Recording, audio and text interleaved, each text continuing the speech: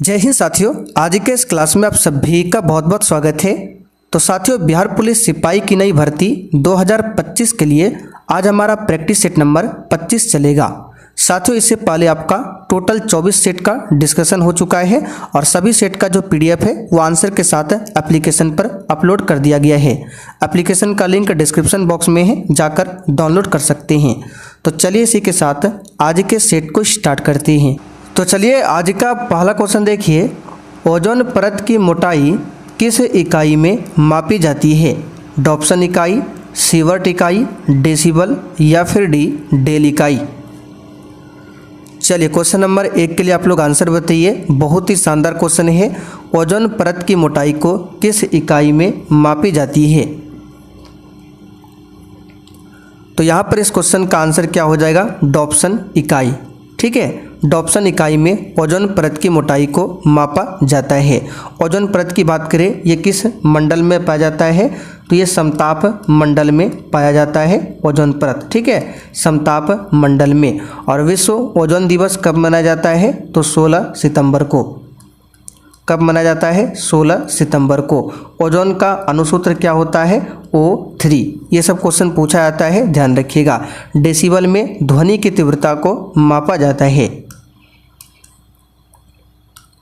अगला क्वेश्चन देखिए, निम्नलिखित में से कौन सी झिल्ली संयोजित थैली पाचक एंजाइमों में भरी होती है? बताइए, कौन सी झिल्ली थैली पाचक एंजाइमों में भरी होती है? तो यहाँ पर इस क्वेश्चन का आंसर क्या हो जाएगा? लाइसोसोम। ठीक है, लाइसोसोम को आत्मघाती थैली भी बोला जाता है, कोशिका का आत्मघाती थैली। ठीक है, लाइसोसोम की खोज किसने किया था पूछा जाता है? तो डी दुबे ने। ये बता चुके हैं, यहाँ पर लिख देते हैं। डी दुबे ने लाइसोसोम की खोज किया था 1955 में। ये क्वेश्चन ध्यान रखना है। माइटोकॉन्ड्रिया की खोज किसने किया था? ये हम आपको बता चुके हैं, आप लोग कमेंट करके बताइए। तो अगला क्वेश्चन, कांग्रेस के भीतर स्वराज पार्टी की स्थापना किसने किया था? सिंपल सा क्वेश्चन है। CR दास और मोतीलाल नेहरू ने मिलकर किया था। कब? 1 जनवरी 1923 को किया था। कहाँ पर? इलाहाबाद में। तो अगर आपसे पूछे कहाँ पर किया गया था, तो याद रखिएगा इलाहाबाद में किया गया था।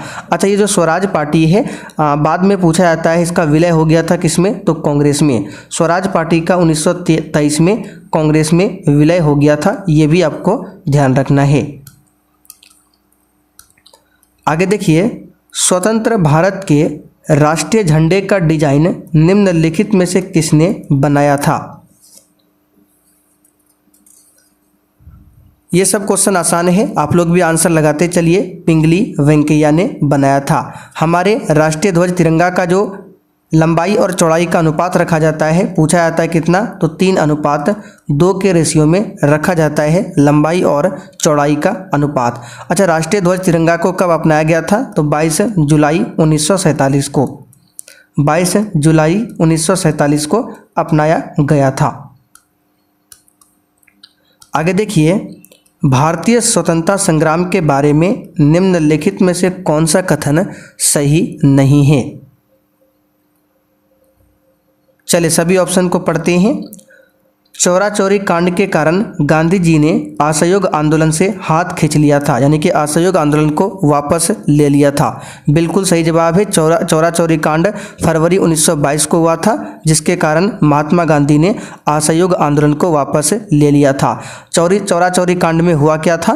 तो इसमें एक थाने में आग लगा दिया गया था किसानों की भीड़ के द्वारा। ठीक है, जिसमें 22 पुलिसकर्मी मारे गए थे और इस घटना के कारण महात्मा गांधी ने असहयोग आंदोलन को वापस ले लिया। तो ये आपका सही है। गांधी जी ने पहला प्रमुख सार्वजनिक भाषण बनारस हिंदू विश्वविद्यालय में दिया था। ये भी बिल्कुल आपका सही जवाब है। 1916 में दिया था।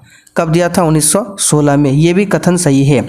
वर्ष 1921 में महात्मा गांधी को गिरफ्तार कर लिया गया था। ये कथन गलत है। महात्मा गांधी को 1921 में नहीं, 1922 में गिरफ्तार किया गया था। क्यों किया गया था? तो महात्मा गांधी की उनकी जो साप्ताहिक पत्रिका थी यंग इंडिया, जो कि 1919 से 1932 तक प्रकाशित हुई थी। इसमें 3 राजनीतिक रूप से संवेदनशील लेख लिखने के लिए 1922 को ब्रिटिश पुलिस के द्वारा गिरफ्तार किया गया था। ठीक है, तो 1922 होगा ना कि 1921। तो यहाँ पर ए ऑप्शन आपका कथन जो है सही नहीं है। अगला क्वेश्चन, हड़प्पा स्थलों की खुदाई में निम्नलिखित में से क्या नहीं मिला है? बताइए क्वेश्चन 6 के लिए आंसर क्या होगा। और साथियों, क्लास में प्रश्न के साथ हम आपको जो भी एक्स्ट्रा क्वेश्चन बताते हैं उसको ध्यान से सुनना है, वहाँ से आपके एग्जाम में क्वेश्चन जरूर बनेंगे। ठीक है, और अगर आपको क्लास का नोट चाहिए या फिर स्पेशल बिहार जीके का नोट चाहिए या वन लाइनर जीके या क्वेश्चन बैंक कुछ भी चाहिए तो ये हमारा व्हाट्सअप नंबर लिख लीजिए 9631887058। इस पर व्हाट्सअप मैसेज करके जानकारी प्राप्त कर सकते हैं। तो यहाँ पर इस क्वेश्चन का आंसर क्या हो जाएगा? शिखर सहित मंदिर ये नहीं मिला था, बाकी धान्यागार, दुर्ग, नालियाँ, कुएं ये सभी मिला था। फ्रांस में 1804 के नागरिक संहिता का दूसरा नाम क्या है? वेरी इंपॉर्टेंट क्वेश्चन है आपके एग्जाम के लिए।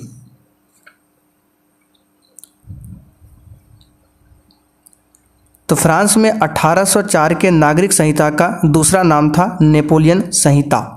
ठीक है, नेपोलियन संहिता या फिर इसको नेपोलियन कोड के नाम से भी जाना जाता है। 1804 का फ्रांसीसी नागरिक संहिता था। सी ऑप्शन आपका सही जवाब है। नेपोलियन की बात करें तो नेपोलियन बोनापार्ट एक फ्रांसीसी राजनेता और सैन्य नेता थे। अशोक ने अपने सभी अभिलेखों में एक रूपता से किस प्राकृत का प्रयोग किया है?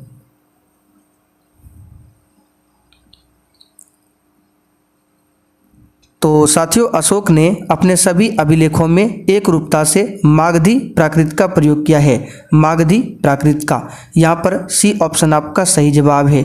कलिंग युद्ध जो हुआ था 261 ईसा पूर्व में पूछा जाता है, कब हुआ था? 261 ईसा पूर्व में। और इसमें काफ़ी सारे लोग मारे गए थे, जिससे प्रभावित होकर अशोक ने एक धर्म को अपनाया था। तो कौन सा धर्म है आप लोग कमेंट करके बताइए, तो ये हम आपको बता चुके हैं।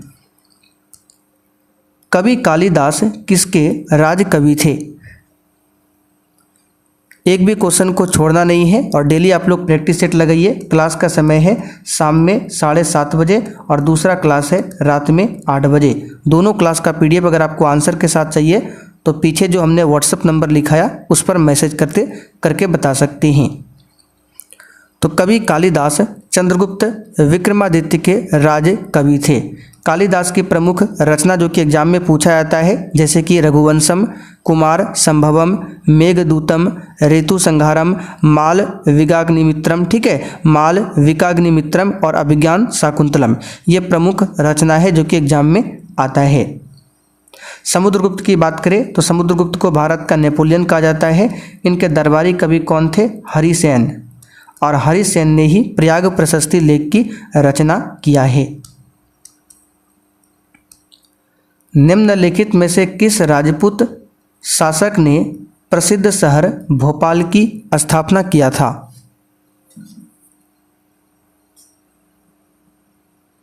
इसका सही जवाब है राजा भोज ने। किसने किया था? राजा भोज ने किया था। यहाँ पर सी ऑप्शन आपका सही है। राजा भोज मालवा के परमार वंश के शासक थे। परमार वंश। अच्छा, भोपाल की बात करें, मध्य प्रदेश की राजधानी भोपाल, यहाँ पर एक घटना घटित हुई थी 3 दिसंबर 1984 को। कौन सी घटना आप लोग बता सकते हैं? तो याद रखिएगा, भोपाल गैस त्रासदी की घटना। इसमें मिथाइल आइसोसाइनाइड गैस का रिसाव हुआ था। कौन सा कंपनी था? तो यूनियन कार्बाइड कंपनी था। डेट याद रखिएगा, पूछा जाता है। निम्नलिखित में से कौन सी साहित्यिक रचना शास्त्रीय संस्कृत साहित्य से संबंधित है? आंसर है मेघदूतम। किसकी रचना है? कालिदास की रचना है। रामचरितमानस के लेखक तुलसीदास किसके शासन से संबंधित थे? बताइए, क्वेश्चन 12 के लिए आंसर क्या होगा? तो श्री राम भक्तों के लेखकों में सबसे प्रसिद्ध थे तुलसीदास। जो बनारस में रहते थे। कहाँ पर? बनारस में। और अकबर के समकालीन थे। यहाँ पर डी ऑप्शन आपका सही आंसर है। अकबर की बात करें तो इसने दीन ए इलाही धर्म की स्थापना कब किया था? 1582 में। इसने जजिया कर की समाप्ति कब किया था? 1564 में। आगे देखिए, रणथंभौर क्या है? बताइए, किसी भी क्वेश्चन में डाउट हो तो आप लोग कमेंट करके पूछ सकते हैं। चलिए यहाँ पर बताइए, रणथंभौर क्या है या फिर क्या था?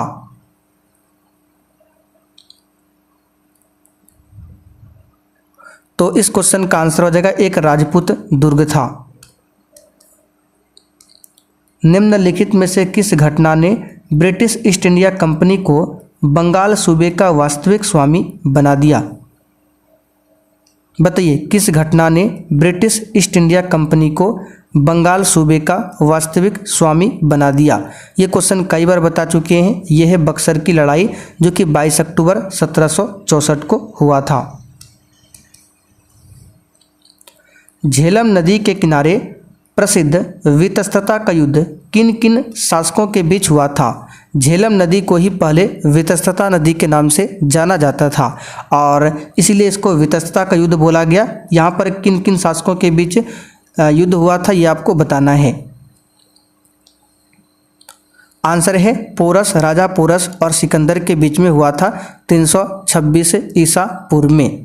सिकंदर जो है यूनानी आक्रमणकारी थे, ठीक है, और राजा पोरस और सिकंदर के बीच में ये युद्ध होता है और इस युद्ध का परिणाम क्या निकला? तो सिकंदर के पक्ष में रहा, ठीक है।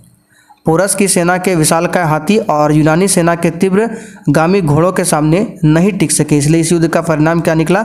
राजा पोरस की इसमें हार हो जाती है और युद्ध जीत जाता है सिकंदर। ब्रिटिश साम्राज्यवाद के दौरान भारत का आर्थिक अपवाह का सिद्धांत किसने प्रस्तुत किया था? तो भारत का आर्थिक अपवाह का सिद्धांत प्रस्तुत किया था दादा भाई नौरोजी ने। दादा भाई नौरोजी को great old man of India या फिर भारत का वृद्ध पुरुष कहा जाता है, ये पूछा जाता है। इन्होंने ही धन निष्कासन का सिद्धांत दिया था। इनकी पुस्तक है poverty and un British rule in India. WC Banerjee की बात करें तो इन्होंने INC की अध्यक्षता किया था। 1885 में INC की प्रथम बैठक की अध्यक्षता किया था WC बनर्जी ने। गोपाल कृष्ण गोखले की बात करें तो महात्मा गांधी के राजनीतिक गुरु थे और इन्होंने 1905 में सर्वेंट ऑफ इंडिया सोसाइटी की स्थापना किया था गोपाल कृष्ण गोखले ने। आगे देखिए, निम्नोक्त आंदोलनों में से किसमें महात्मा गांधी ने भूख हड़ताल को एक हथियार के रूप में प्रयोग किया था? सिंपल सा क्वेश्चन है, बताइए इसका आंसर क्या होगा? 1918 की अहमदाबाद वाली हड़ताल, इसी में महात्मा गांधी ने पहली बार भूख हड़ताल को हथियार के रूप में प्रयोग किया था। यहाँ पर C ऑप्शन आपका सही जवाब है, ध्यान रखिएगा, ठीक है। तो 1918 में जो अहमदाबाद में ये सत्याग्रह हुआ था, मील हड़ताल था, ठीक है, मील हड़ताल था। यहाँ पर प्लेग बोनस को लेकर मिल मालिकों और मजदूरों के बीच विवाद छिड़ा हुआ था, ठीक है। चलिए आगे देखते हैं। वर्ष 1947 के बाद निम्नलिखित में से किस राज्य को भारतीय संघ के साथ बलपूर्वक मिलाया गया था? तो 1947 में जब भारत आज़ाद हुआ था, उस समय कुछ ऐसे क्षेत्र थे जो कि भारत में मिलना नहीं चाहते थे। तो किस राज्य को भारतीय संघ के साथ बलपूर्वक मिलाया गया था? ये है हैदराबाद। हैदराबाद राज्य को तत्कालीन गृह मंत्री सरदार वल्लभ भाई पटेल द्वारा भारतीय संघ के साथ बलपूर्वक मिलाया गया था। यहाँ पर A ऑप्शन आपका सही है। निम्नलिखित व्यक्तियों का उनके उपनामों के साथ मिलान कीजिए। जयप्रकाश नारायण, CF एंड्रूज, दादा भाई नौरोजी, लाला लाजपत राय, और यहाँ पर नाम दिया है उपनाम, Deenbandhu, grand old man of India, Loknayak, Punjab Kesari. तो सबसे पहले यहाँ पर जयप्रकाश नारायण को लोकनायक बोला जाता है, तो आ का यहाँ पर क्या हो जाएगा? 3। कूट में देख लेते हैं आ का 3 किस में है, तो देख सकते हैं आ का 3 केवल एक ही ऑप्शन बी में दिया हुआ है, तो आंसर क्या हो जाएगा? आ का 3 यानी बी ऑप्शन हो जाएगा। बाकी बा का देख सकते हैं 1 है, तो यहाँ पे मिला सकते हैं CF एंड्रूज, इसका क्या हो जाएगा? दीनबंधु। उसके बाद grand old man of India दादा भाई नौरोजी, आप सभी जानते हैं पंजाब केसरी लाला लाजपत राय। तो यहाँ पर देख लीजिए कौन सा क्या दिया हुआ है, ठीक है। चलिए, सप्तवर्षीय युद्ध में कौन से 2 देश शामिल थे? और साथियों, जैसे ही क्लास खत्म होगा इसका पूरा पीडीएफ आपको आंसर के साथ बिहार पुलिस के बैच में एप्लीकेशन पर मिल जाएगा। एप्लीकेशन का लिंक डिस्क्रिप्शन बॉक्स में है, जाकर डाउनलोड कर सकते हैं। तो ये इंग्लैंड और फ्रांस के बीच में हुआ था। निम्नोक्त में से किसे विश्व कला संग्रहों का भंडार कहा जाता है?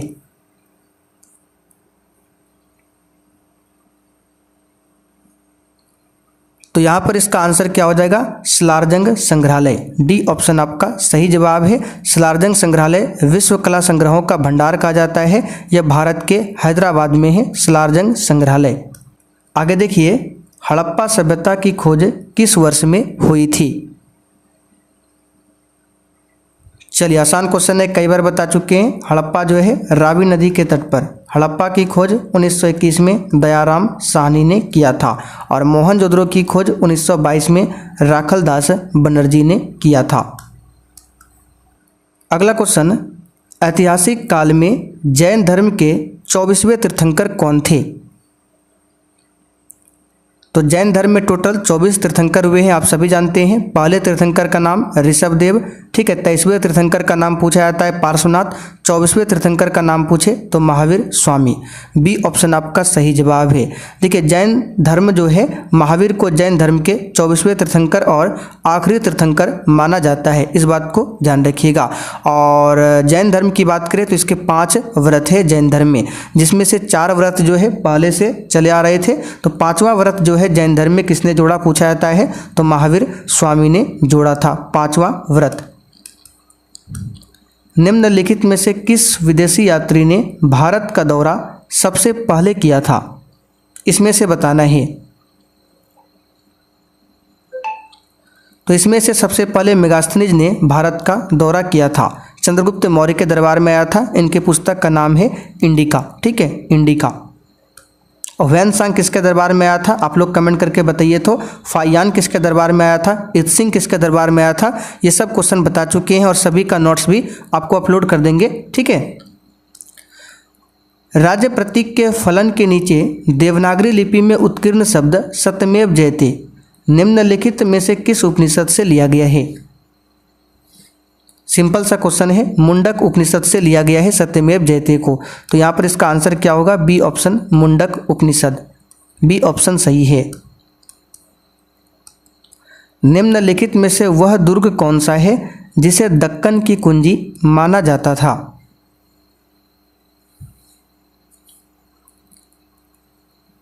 तो यह है असीरगढ़, जिसको दक्कन की कुंजी माना जाता था।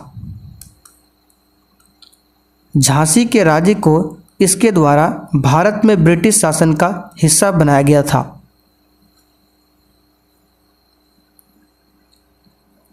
तो ये सब नॉर्मल सा क्वेश्चन है, इसमें समय पास नहीं करेंगे। राज्य अपहरण नीति, डॉक्ट्रिन ऑफ लैप्स, जो कि डलहौजी के द्वारा लाया गया था 1854 में, ठीक है। 1854 में ब्रिटिश साम्राज्य के द्वारा झांसी को मिलाया गया था।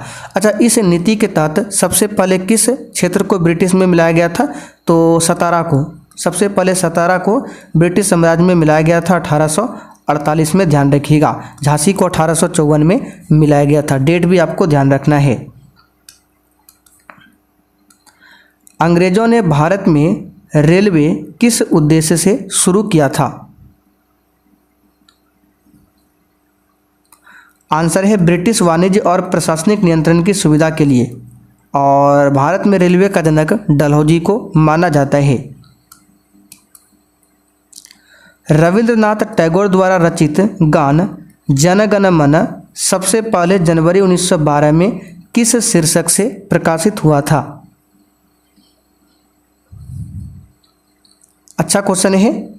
रविन्द्रनाथ टैगोर द्वारा रचित है जनगण मन, जो कि भारत का राष्ट्रगान है। पहली बार 1911 में गाया गया था कांग्रेस के कलकत्ता अधिवेशन में, ठीक है। और जनगण मन को अपनाया कब गया था? संविधान सभा के द्वारा 24 जनवरी 1950 को अपनाया गया था। तो ये जो जनवरी 1912 में प्रकाशित हुआ था, किस शीर्षक से? तो इसका सही जवाब क्या होगा बताइए। तो सबसे पहले जनवरी 1912 में भारत विधाता शीर्षक से प्रकाशित किया गया था। याद रखिएगा, भारत विधाता। पेलाग्रा रोग किस विटामिन की कमी से होता है? आज के सेट में थोड़ा कम क्वेश्चन है, 35 ही क्वेश्चन कवर करेंगे, ठीक है। फिर कल से 50 क्वेश्चन होगा। तो पेलाग्रा जो है कई बार बता चुके हैं, नियासिन, ठीक है, नियासिन की कमी से होता है।